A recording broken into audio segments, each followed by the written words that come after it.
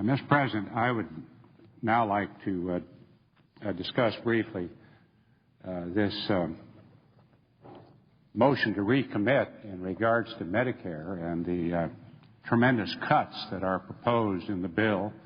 The bill I define not as the Finance Committee bill, not as the Health Committee bill, but the bill that was really done behind closed doors, which I think was most unfortunate. This bill slashes, and I think that's the appropriate word, nearly $500 billion from Medicare. And then it is used to establish a huge new government entitlement program. Now, earlier this year, during the Finance Committee markup of health care reform legislation, I offered a nearly identical amendment to the McCain motion to recommit that we are now considering, which is a motion simply to send the legislation back to the Finance Committee with instructions to strike the cuts to Medicare in this bill. Unfortunately, my amendment back during that time failed in that committee on a party line vote. Let me see if I understand this correctly. Medicare is going broke. It has around $38 trillion in projected future unfunded liabilities. It is a huge, crushing entitlement program that threatens to bankrupt this country. But instead of owning up to this enormous threat and doing something about it to our financial future, instead of considering a Medicare reform bill to address this menace to future generations of Americans, instead of guaranteeing that the government-run plan that we currently have remains solvent, instead we are actually cutting some $465 billion from Medicare in order to start a brand new, huge, crushing entitlement program that makes no sense. If Medicare needs to be reformed, and I certainly believe that it does, then we should be considering a Medicare reform bill right now. We certainly should not be cutting Medicare for the purpose of financing a huge new entitlement program. Now, my friends on the other side of the aisle have really the temerity, that's a pretty strong word, but I think it applies, to assert that these huge cuts will actually make Medicare more solvent. Nothing could be further from the truth. I have news for them. Cutting reimbursements to doctors, cutting reimbursements to hospitals and other providers, all providers, and it's been mentioned by my distinguished colleague from Nebraska, home health care providers, hospices. Now, this is not reform. These cuts will hurt Medicare beneficiaries, our seniors who have worked their entire lives with the promise this program would support them through their older age. Medicare already pays doctors and hospitals well below cost, 70% approximately for hospitals, 80% for doctors approximately. The only saving grace is that these providers have the ability to shift their losses onto private payers to keep their doors open, or their practices that would keep going. But there is a limit to their ability to cost shift. There is only so much the private sector is willing to absorb, and American families already pay, now get this, an extra $90 billion in a hidden tax to make up for the Medicare and Medicaid underpayments that we, in past years, have provided each year.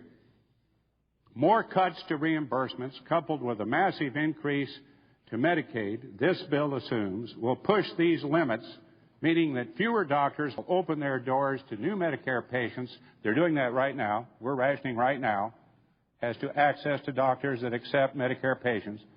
And health care access and quality for our seniors will be compromised. Take the $105.5 billion cut to hospitals just as an example. I know that the national hospital organizations have signed off on these cuts.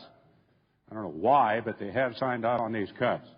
I also know for a fact that they will harm Kansas hospitals. I asked my Kansas Hospital Association, I did at my request, to run the numbers on how this bill will affect their bottom lines, and their findings are frightening.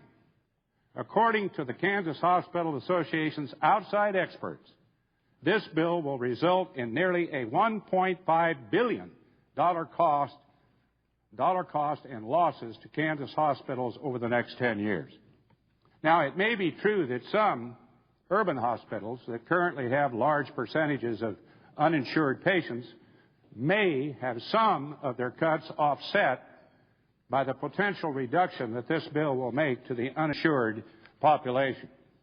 But that is no consolation to a hospital in McPherson, Kansas, for example, that may be too large to qualify for the higher reimbursements allotted for what we call critical access hospitals and has, unfortunately, the misfortune of serving a smaller than average uninsured base.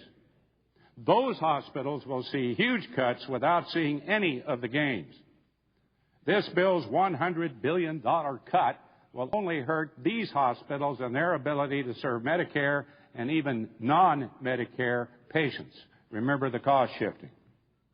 Medicare's own actuaries at CMS, Center for Medical Services, sort of an oxymoron, have agreed that the Democrats' cuts to hospitals and other providers could be dangerous and could cause them to end their participation in Medicare. So why are we doing this? Another huge cut to Medicare in this bill is a $120 billion cut to the Medicare Advantage program.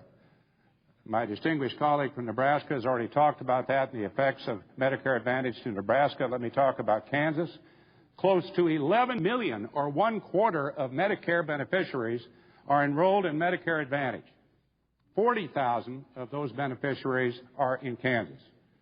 Now, I want to read an excerpt from one letter I received from a very satisfied Medicare Advantage customer, Shawnee, Kansas American.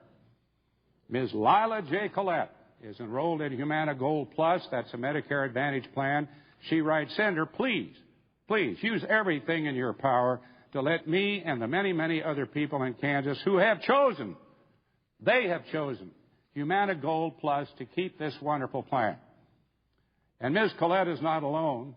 Satisfaction rates among seniors enrolled in Medicare Advantage plans are extremely high. I know they're very unpopular to the other side, and there's a lot of allegations made, but these people made that decision on their own.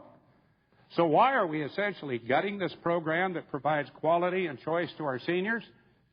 Well, I could go on about the cuts to hospice, home health care providers, nursing homes, but I think you get the point.